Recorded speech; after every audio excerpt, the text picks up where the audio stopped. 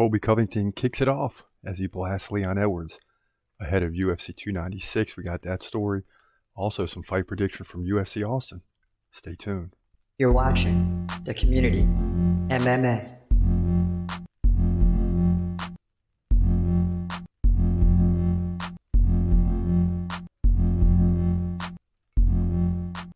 What up? This is your boy Chris Cross checking in. This is The Community MMA, aka the TCMMA podcast, and it has begun, ladies and gentlemen.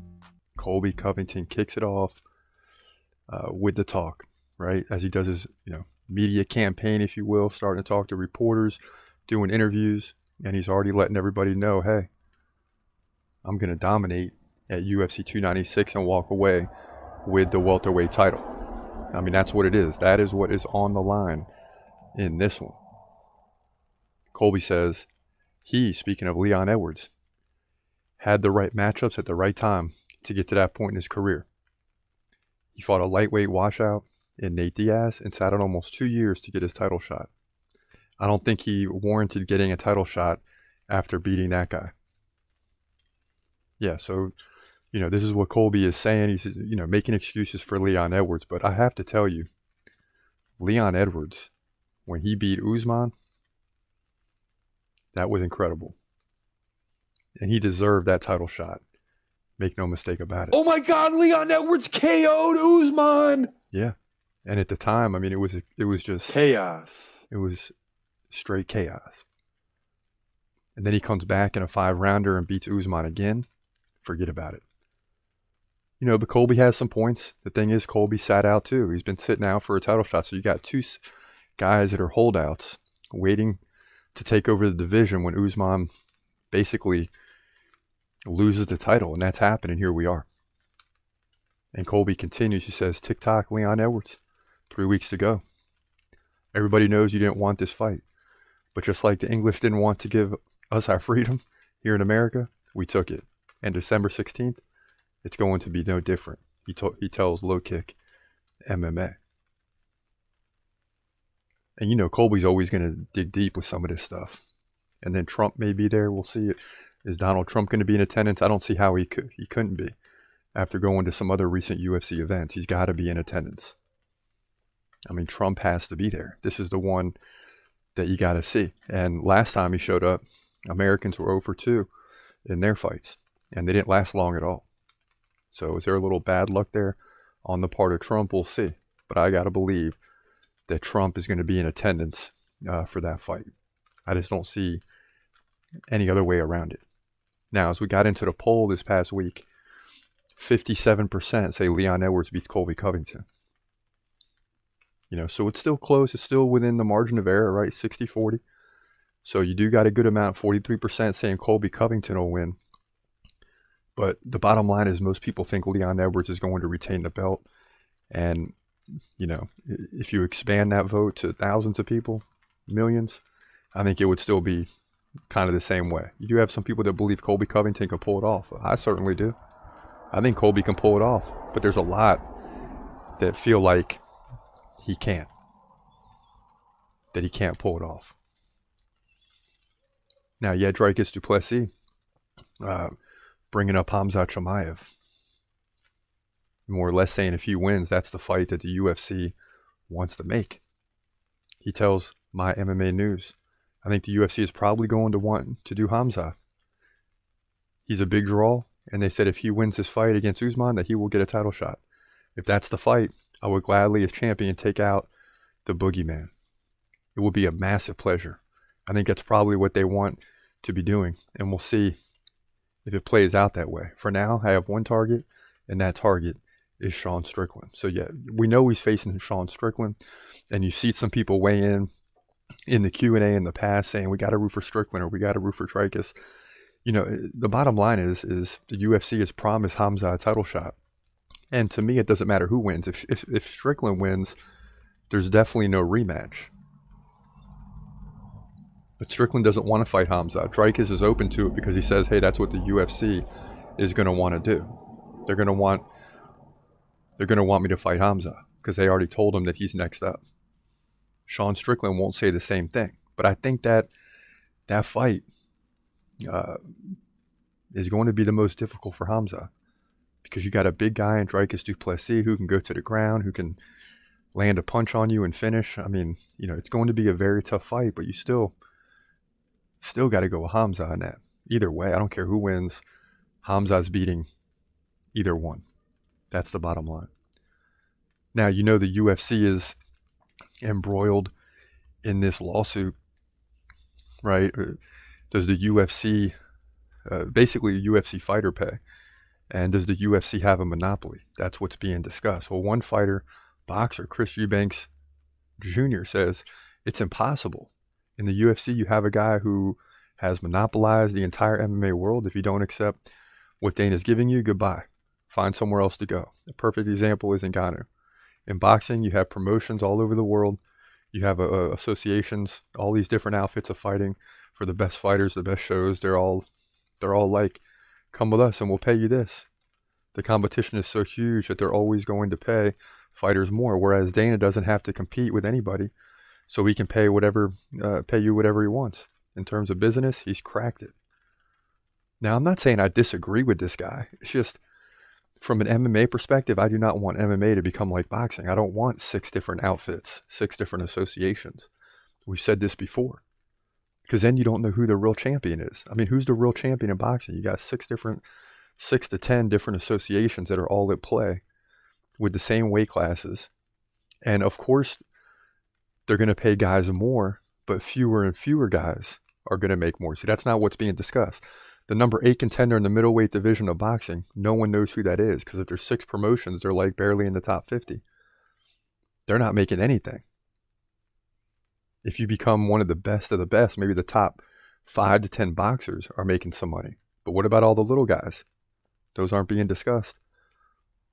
I say there's more opportunity in the UFC, and as the business grows, so will fight pay. As these other brands grow, so be it. The UFC will have to pay more naturally. I don't think Dana White's doing anything to prevent other associations from growing. You just saw PFL buy out Bellator, I believe. So things are happening, and the UFC is going to have to pay more eventually. But I like the structure of, you win, you get double your pay. Then you win big, you get bonuses and all these type of things. And everybody wants to know who's the fight of the night, who's the performance of the night. All these things make it better. And these are incentives for guys to win, and win in a big way. And I'm totally for it. So I got it back to UFC on this one. Although I think fighters should probably make more money, but that's easy for me to say. I'm not running the business. UFC is the one that's has got to pay all the costs of setting things up and going from city to city. And, there's a lot of costs in the business as well. And I think especially early on, the UFC is not going to pay guys as much because they're trying to build the brand. And then eventually you get to a point where you're going to have to start paying people. Yeah, they want to put on as many fights as they can, but over time, the big fights are what sell. And you always got to have big names and guys you're promoting, and those guys are going to want to get paid, and it's a natural evolution, in my opinion. It's just going to go that way. As we jump into some more UFC Austin this week, we got 2 more fights to get to today. First one is Rob Font versus Davison Figueiredo, and that's a big one because Figueiredo, after spending, 4 straight fights against Brandon Moreno in the flyweight division, is finally moving up to bantamweight. And we're going to get a look at him. We're going to get a solid look at him. But Rob Font is no joke. Let's get into it right now. In the bantamweight division at UFC Austin, you got Rob Font coming in at 20-7, taking on Davison Figueiredo, who comes in at 21-3. And here we go. So Figueiredo is finally going to make his way up to the bantamweight division. And things will get interesting real quick because he's just going to look stronger. But can he beat Rob Font? I don't know. Figueiredo, 3 inches shorter at 5'5". He's 35. Rob Font is 36. That kind of helps, right?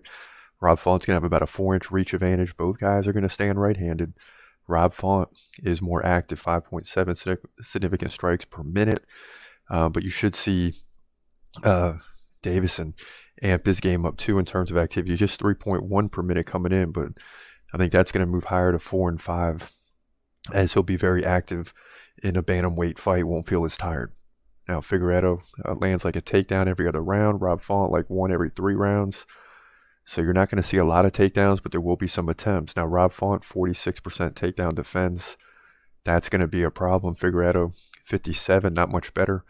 So maybe the takedown game could be there for both guys, depending on who wants it more. Now, Rob Font lost 2 of the last 3, right? To Corey Sandhagen, decision. Marlon Vera, decision. He actually lost to Jose Aldo before that by decision.